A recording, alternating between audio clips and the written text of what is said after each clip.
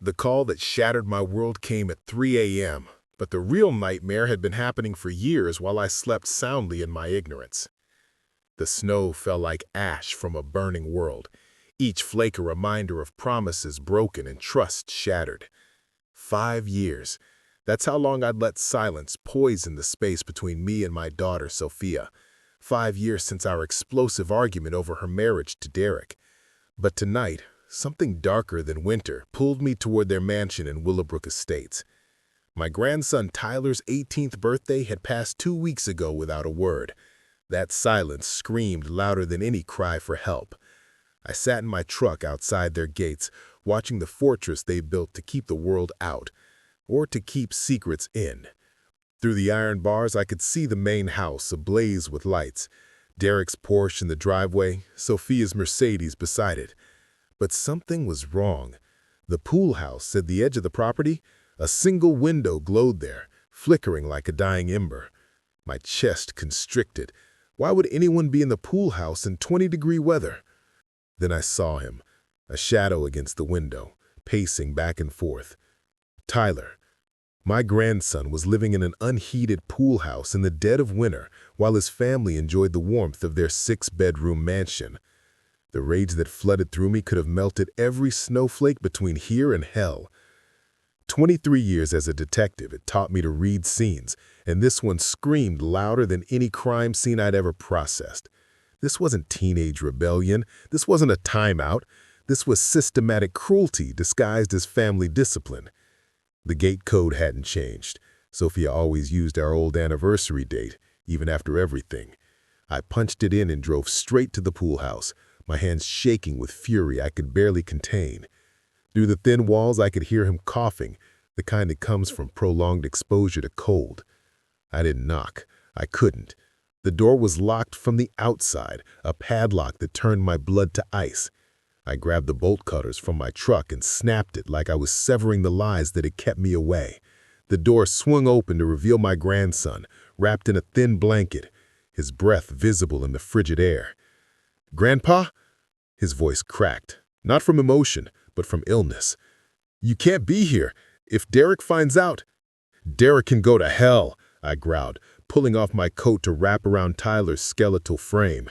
The boy that I'd once taught to fish, who'd been sturdy and strong, was now gaunt and shivering. "How long have you been out here?" Since my birthday.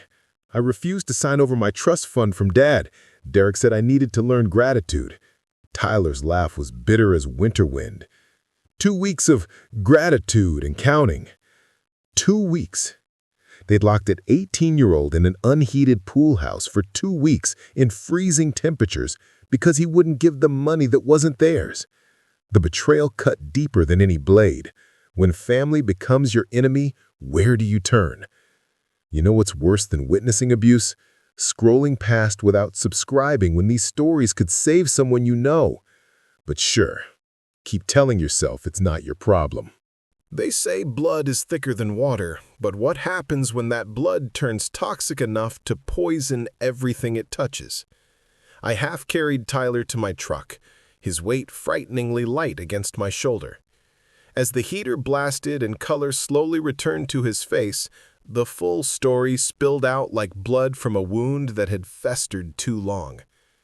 "It started when I was 15, Tyler said, clutching the hot chocolate I'd grabbed from my emergency kit. "Right after you and Mom had that blowout about Derek, she needed to prove you wrong, show everyone that Derek was this perfect stepfather. So when the punishment started, she'd say it was building character. The fight. God, I remembered every word. I'd told Sophia that Derek reminded me of the abusers I'd arrested, charming on the surface, controlling underneath. She'd accused me of trying to destroy her happiness because I couldn't let go of her father's death. We'd both said things that couldn't be unsaid. And Tyler had paid for our pride. First, it was just restrictions," he continued, staring into the steam rising from his cup. "No phone for a week if I didn't address him as sir. No dinner if I forgot to polish his shoes. Mom watched it all, said I was lucky to have a father figure who cared enough to discipline me." Father figure. The words tasted like poison. What kind of father figure locks a child outside in winter? What kind of mother watches her son slowly disappear and calls it care? Why didn't you reach out? I asked, though my gut already knew. With what? He monitors everything, tracks the house phones, reads the mail, has software on every computer. I tried telling a counselor at school once. Derek's a hospital administrator, knows everyone. One phone call and suddenly I was the troubled teen acting out for attention. After that, he got smarter. Nothing that would show up on a medical exam. The snow had turned to ice pellets, hammering the windshield like nature's own fury. But I kept my voice steady. We're going to the hospital, then the police. This ends tonight. You don't get it. The panic in his voice made my heart stutter. He's got connections everywhere. Mom backs up everything he says. They've been telling people I'm unstable, that I'm on drugs, that I'm violent. He's built this whole narrative. My weight loss, my grades dropping because I can't focus when I'm freezing, the absences when he keeps me home, it all supports their story. But I wasn't the same man who'd walked away 5 years ago. That man died the moment I saw my grandson locked in that pool house. This man was ready for war. Tyler, look at me. I waited until his eyes, his father's eyes, met mine. I spent 23 years putting abusers behind bars. Your stepfather thinks he's smart? I've taken down smarter. He thinks he has connections? I have evidence. And unlike 5 years ago, I have nothing left to lose but you.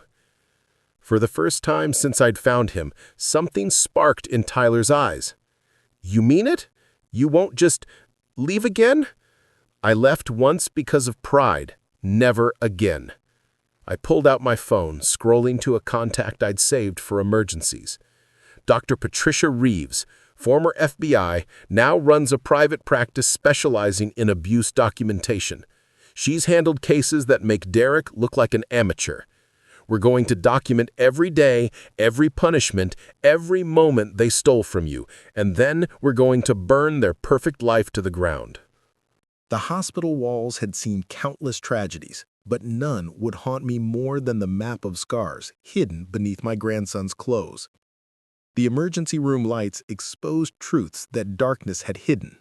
As Dr. Reeves conducted her examination, each discovery was another piece of evidence in the case I was building.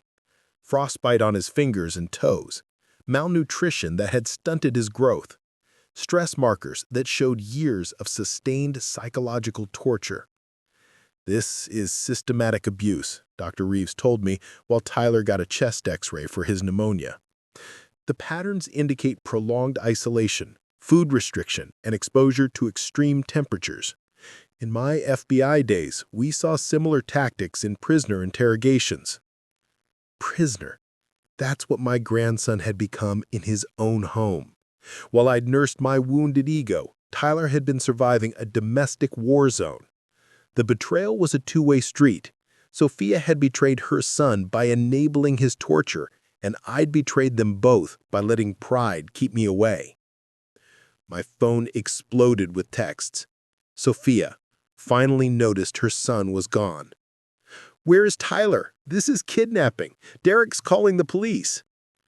Good, I texted back. Tell them to bring a warrant. They'll need it for all the evidence we're collecting.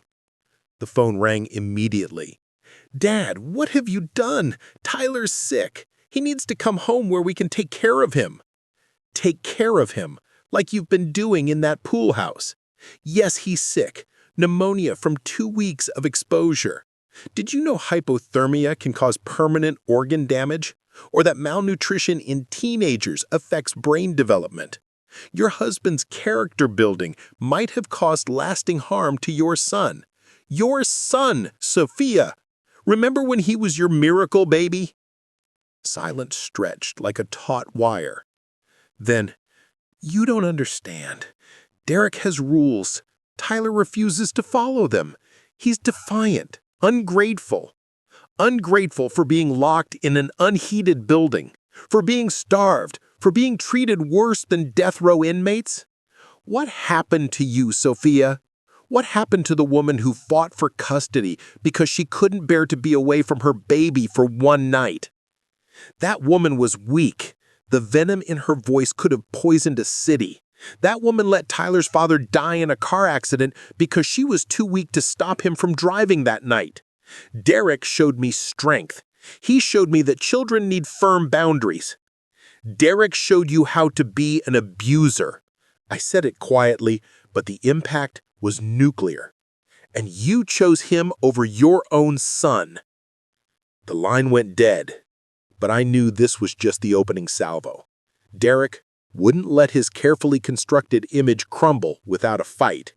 And Sophia, my daughter, was gone, replaced by a stranger who could watch her child suffer and call it love. Tyler returned, looking fragile in the hospital gown, but with steel in his spine that hadn't been there before. Dr. Reeves says there's enough medical evidence. She's already contacted CPS and the state police, not local, state. She says Derek won't have connections there. Are you ready for this? Once we start this war, there's no retreat. It's going to get ugly. Your mother. She chose her side. Every time she walked past that pool house, every time she brought Derek his coffee while I shivered, every time she said I deserved it. Now I'm choosing mine. If you're still watching without subscribing, you're basically saying Tyler's story doesn't matter. Hit that button now, unless you're comfortable being part of the problem instead of the solution. Justice has a price, and sometimes that price is watching your entire world burn down to build something better from the ashes. The next 72 hours were a masterclass in how abusers protect themselves and how justice can still prevail. Derek, predictably, went on the offensive. By the time we left the hospital, he'd already mobilized. The first officer who arrived tried to arrest me for kidnapping. The second suggested Tyler was making false accusations for attention.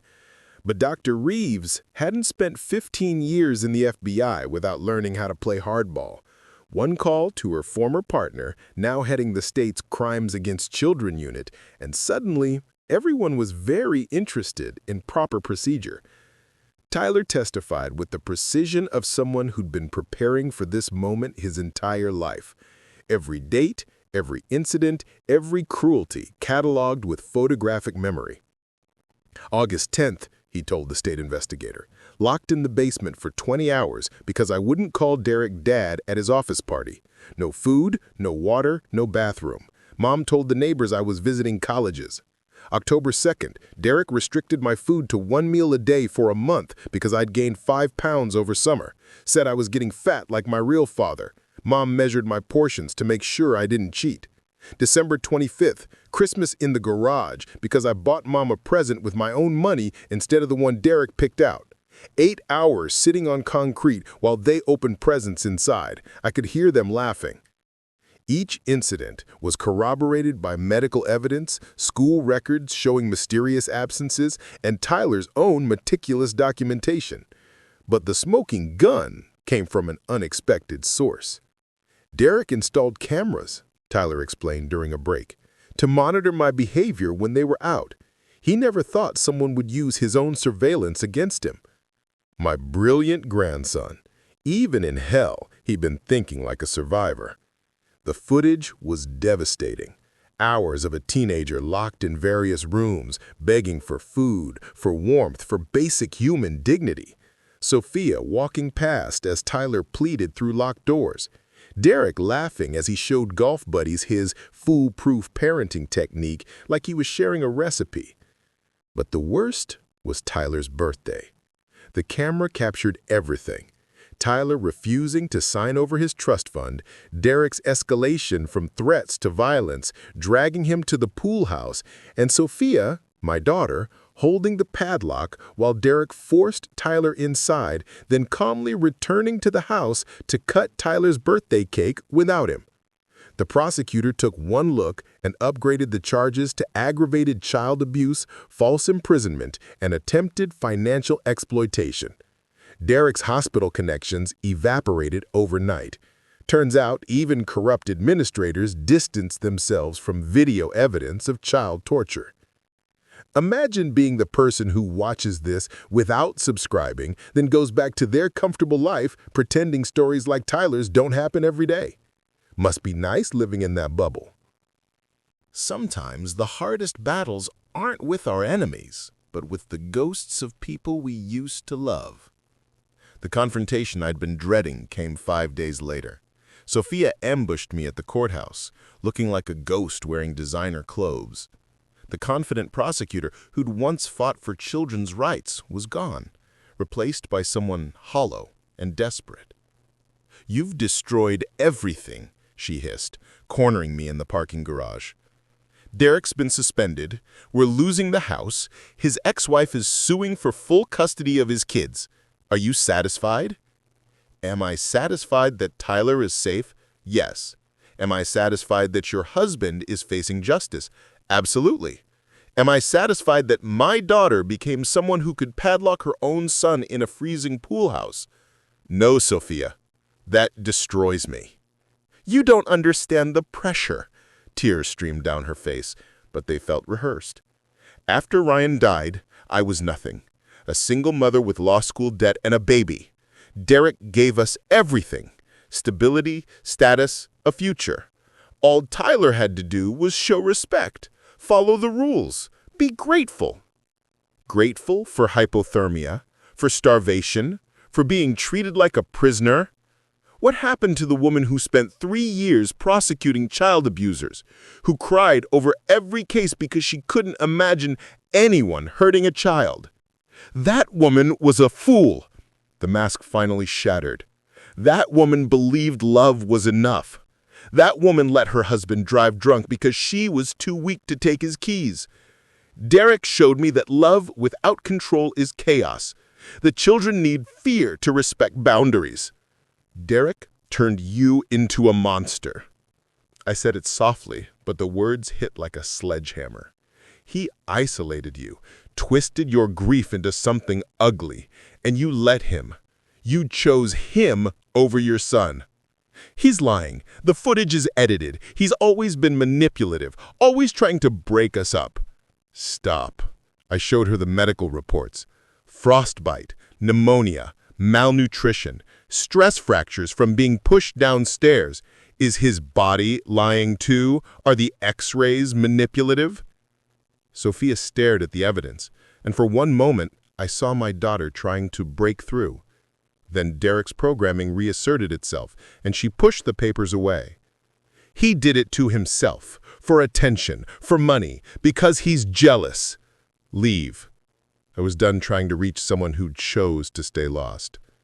Tyler's emancipation was approved. He's living with me, finishing school, going to therapy, reclaiming the life you stole. And you? You'll have Derek, until he needs a move victim, because men like him always do. Sophia left without another word, but her poison lingered. I found Tyler in the courthouse cafeteria, staring at his phone with tears in his eyes. "She texted me," he said, showing me the screen. "Said I'm dead to her, that she should have let Derek finish what he started." I pulled him into a hug, feeling him shake with sobs he'd held back for years. "She's sick, Tyler. Derek infected her with his sickness. This isn't your fault." "I know, but knowing doesn't make it hurt less. She used to sing to me, before Derek. She'd make up songs about brave knights who protected the innocent. Then he came, and the song stopped. The knights became tyrants who ruled through fear. By the end, even her voice was his." Still haven't subscribed? Then you're telling every Tyler out there that their pain doesn't matter enough for you to click one button. But hey, at least you're consistent in your apathy. Evil doesn't always announce itself with thunder. Sometimes it arrives at 3 a.m. with gasoline and matches, wearing the face of someone who once sat at your dinner table. The trial was set for spring, but Derek couldn't wait that long for revenge. 3 weeks after Tyler's emancipation, he made his final play. It was 3 a.m. when the security system screamed. Tyler was asleep upstairs, finally getting rest without fear. I grabbed my service weapon, old habits die hard, and checked the monitors. Derek stood at my back door, swaying drunk, holding what looked like a gas can. I hit the silent alarm, alerting police, then spoke through the intercom. "You're on camera, Derek. Whatever you're thinking, don't." "You took everything," he screamed, sloshing gasoline on my deck. "My reputation, my family, my future. You and that lying little bastard." "You took those things yourself the first time you locked a child outside. Walk away now, and you might avoid adding arson to your charges." But cornered animals don't think rationally. Derek lit a match, and I made a choice. I stepped outside, weapon drawn but pointed down, putting myself between him and the house where Tyler slept. "You want to burn something down?" I kept my voice steady despite the adrenaline flooding my system. "Fine, but you'll have to go through me first. And unlike Tyler, I can fight back." Derek's face twisted with rage. "He poisoned Sophia against me. Everything was perfect until you showed up." "Perfect? You mean controlled. You had a woman so broken by grief she'd watch you torture her son. You had a boy so terrorized he documented every abuse because he knew someday he'd need proof. That's not perfection, Derek. That's a house of cards, and all it took was one truth to bring it down." The match flickered between us, gasoline fumes making my eyes water. But I saw something else in Derek's eyes: fear. The kind that comes when you realize your victims aren't victims anymore. 20 years, I said, taking a step forward. "That's what you're looking at minimum. But add arson, attempted murder, you'll die in prison. Is that really how you want this to end?" Police sirens wailed in the distance. Derek heard them too. The match trembled in his hand. "Drop it and walk away," I offered. "Or drop it on that gasoline and seal your fate. Your choice." For a moment, I thought he'd do it. Then the fight went out of him like air from a punctured balloon. The match fell harmlessly onto wet grass. Derek collapsed to his knees, sobbing like the coward he'd always been. The police took him away in cuffs, adding attempted arson and terroristic threats to his growing list of charges. But I couldn't celebrate. I just sat on my porch, watching the sunrise paint the sky in shades of redemption, thinking about all the ways love can be twisted into something monstrous. They say time heals all wounds, but some scars run so deep they become part of your DNA, passed down through generations like a cursed inheritance. 6 months later, I sat in a courtroom watching Derek get sentenced to 25 years. The man who'd once strutted through hospital corridors like a king now shuffled in orange jumpsuit and shackles. But my eyes were on Sophia, sitting alone in the back row, a shadow of the daughter I'd raised.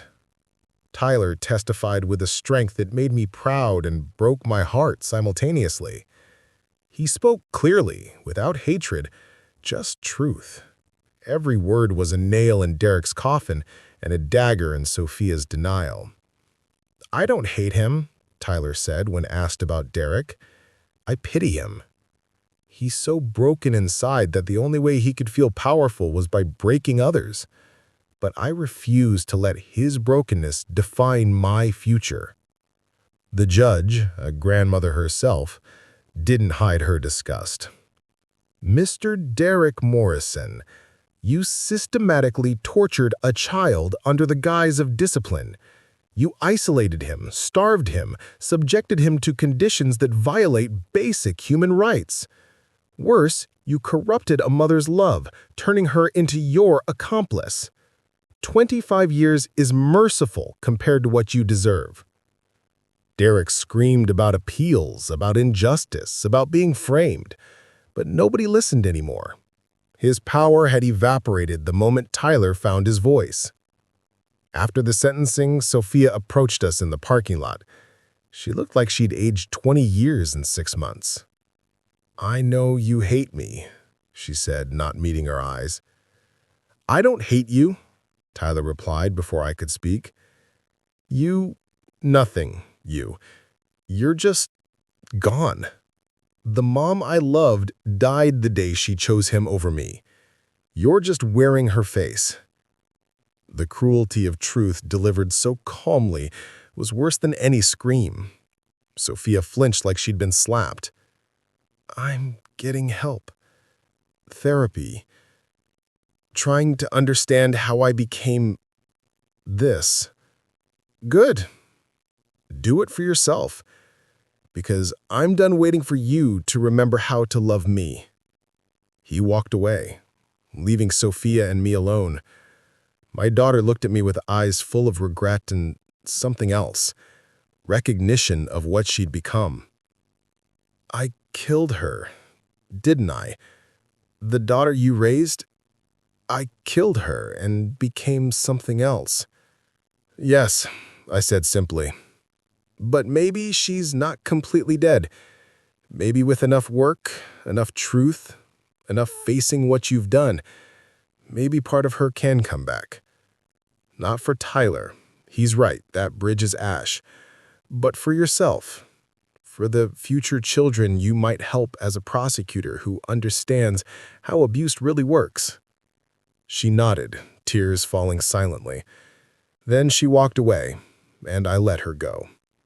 Some journeys toward redemption have to be walked alone. Every ending is also a beginning, and sometimes the most beautiful flowers grow from soil fertilized by our deepest pain. 1 year later, I stood in the audience watching Tyler graduate with honors.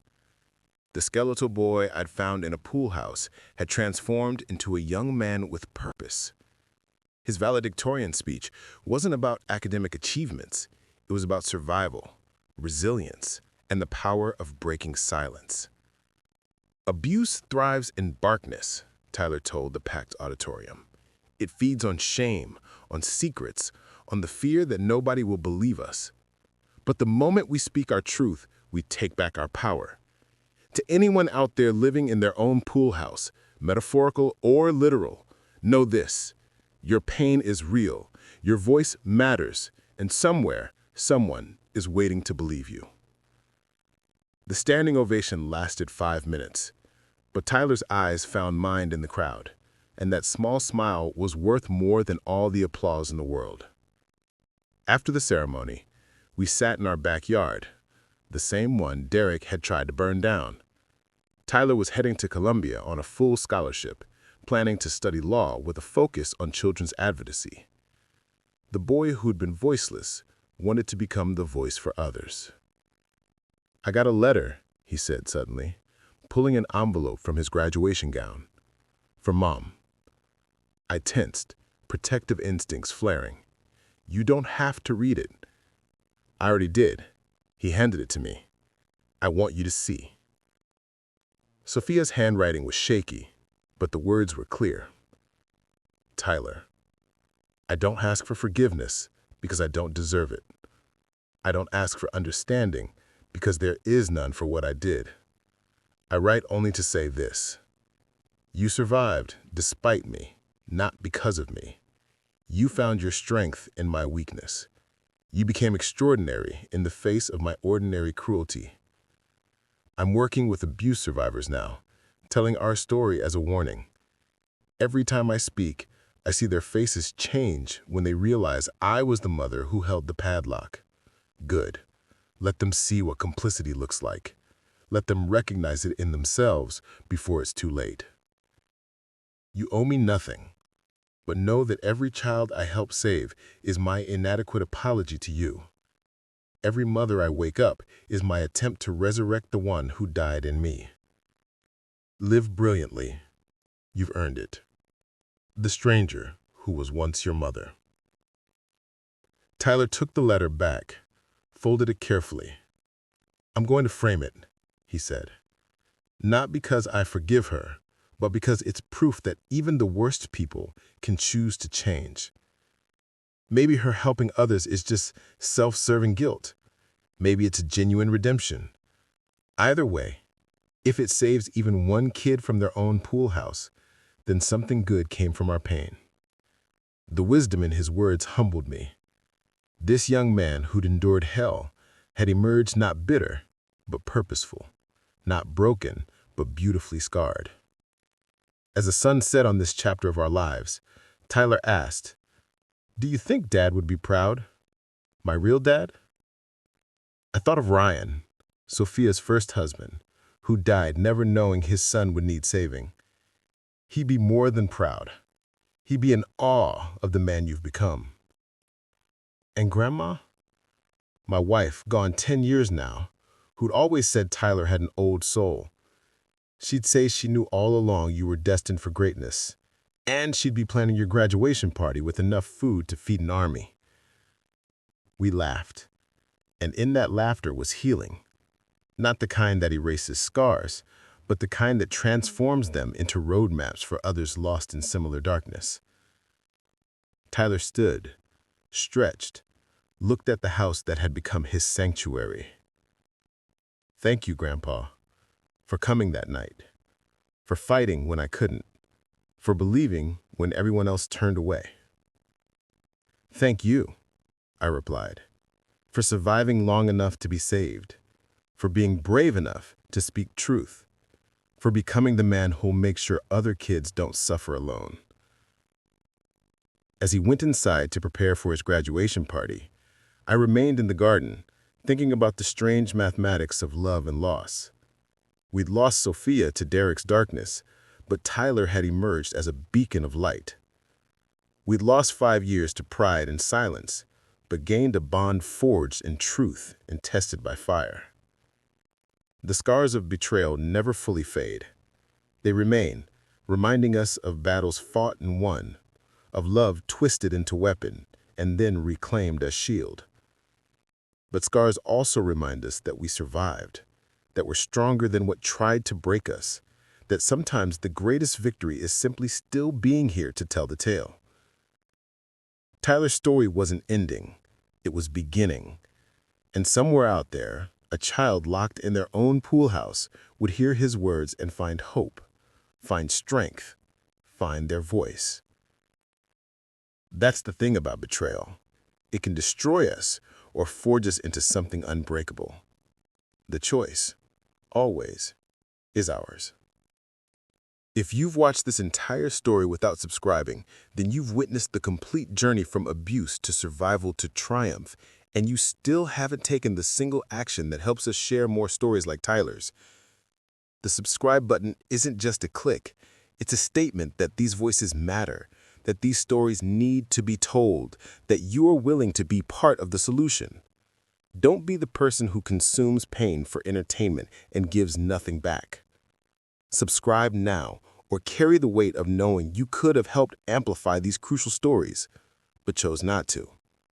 The choice, like Tyler's, is yours.